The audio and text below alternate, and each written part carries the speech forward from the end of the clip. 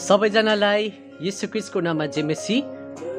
मेरो नाम अभिज्ञान राई र मैले एउटा पोएम लिएर आएको छु र यो पोएम चाहिँ विशेष गरी मेरो प्रिय प्यारो डिसाइपलशिपको परिवारको सम्झनामा मैले एउटा पोएम लेखेको छु र यहाँ बाइबलमा उपदेशकको 3को 1 पददेखि 8 पदसम्म म पढ्नेछु र यहाँ यसरी भन्दैछ, परमेश्वरले सबै कुराको निम्ति उहाँले एउटा समय राख्नु भएको छ र यहाँ यसै लेखेको छ, प्रत्येक कुराको लागि समय छ, सबै कुराका लागि समय छ र आकाश मुनि सबै कार्यकलापको बेला छ।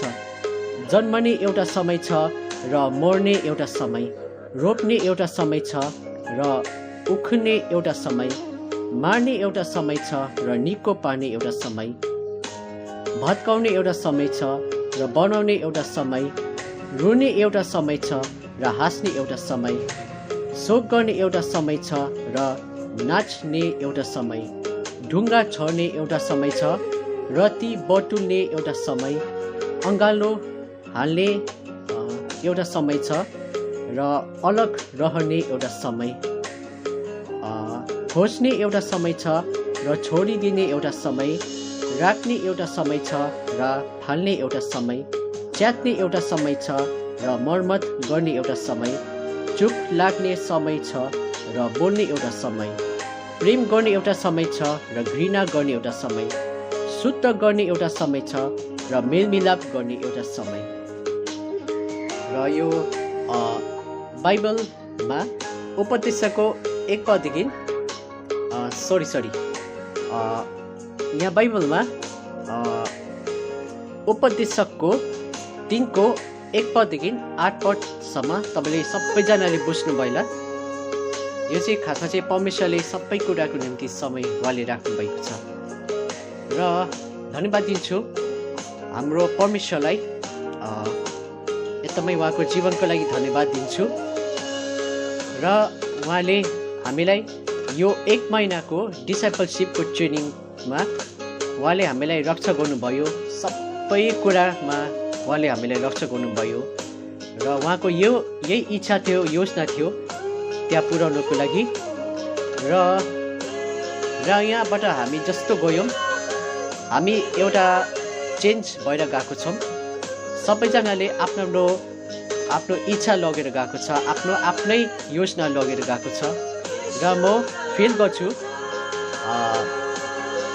मेरो भाइ बहिनीहरू साथीहरूले उनीहरूले एउटा योजना लगेर उहाँले गएको छ। उहाँले आफ्नो चर्चको मान्छेलाई खुसी पार्न उहाँले गएको छ र आफ्नो परिवारलाई खुसी उहाँले लगेर गएको छ र म यही भन्न चाहन्छु मेरो डिसाइपलशिपको परिवारको लागि एकदमै धन्यवाद। तपाईँहरूको प्रेमको लागि, गाइडेन्सको लागि, मद्दतको लागि एकदमै धन्यवाद, सपोर्ट र हेल्पको लागि धन्यवाद र म एकदमै एउटा चेन्ज भएर गएको छु यहाँबाट। हामी अर्कोलाई बिर्सिन त होइन, मैले पनि तपाईँलाई बिर्सिन होइन, तर हामी एकजुट भएर फेरि पनि हामी परमेश्वरलाई महिमा गर्नेछौँ। हामी एक दिन हामी फेरि भेट्नेछौँ र परमेश्वरको महिमा गर्नेछौँ। यही कुरा हामी सिक्नेछौँ र आउने जेनेरेसनमा अपकमिङमा हामी जवान भएपछि ठुलो हुँदै हामी परमेश्वरको मेहनत साथको लागि उहाँलाई हामी काम गर्नेछौँ र एकदमै म सबैजनालाई मिस गर्दैछु। मेरो डिसाइपलशिपको टिचर्सहरूलाई, मेरो साथीहरूलाई र टिचर्सहरूको लागि पनि एकदमै धन्यवाद।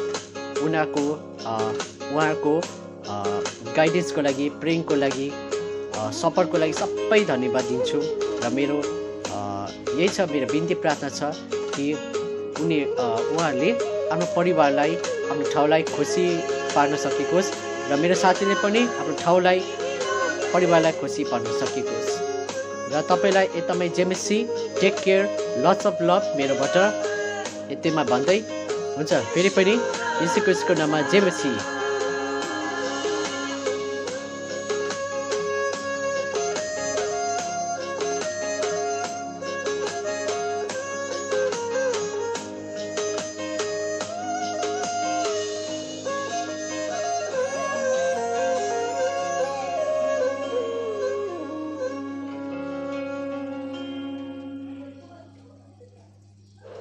पापा